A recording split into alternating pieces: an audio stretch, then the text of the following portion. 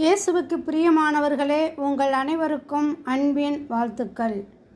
இன்றைய தேவ செய்தியின் தலைப்பு ஆசீர்வாதத்தின் வரங்கள்.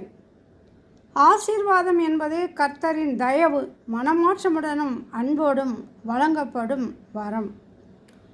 கர்த்தர் ஆசீர்வதித்து காப்பாராக என்று என்னாகமம் 6:24 கூறுகிறது. ஆசீர்வாதத்தின் முதல் மூலமே தேவனின் சந்நிதியாகும். தேவன் கொடுக்கும் ஆசீர்வாதம் துக்கம் சேர்க்காதது என்று நீதிமொழிகள் 10:22 கூறுகிறது. விசுவாசத்தின் மூலம் ஆசீர்வாதம் ஆபிரகாமின் சந்ததிக்கு கொடுக்கப்பட்டது. கீழ்ப்படிதல் ஆசீர்வாதத்தின் கதவுகளை திறக்கிறது என்று உபாகமம் 28:1 கூறுகிறது. தேவனுக்கு பயப்படுகிறவர்கள் வீட்டில் சமாதானம் நிறைந்திருக்கும். ஆன்மீக ஆசீர்வாதங்களில் முதன்மையானது இரட்சிப்பு ஆகும். பரிசுத்த ஆவியின் வரங்கள் உண்மையான கிறிஸ்தவ வாழ்வின் செல்வமாகும்.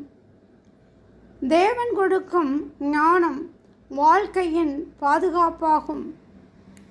நாள்தோறும் தேவன் அளிக்கும் இரக்கங்களும் புதிய ஆசீர்வாதங்களே.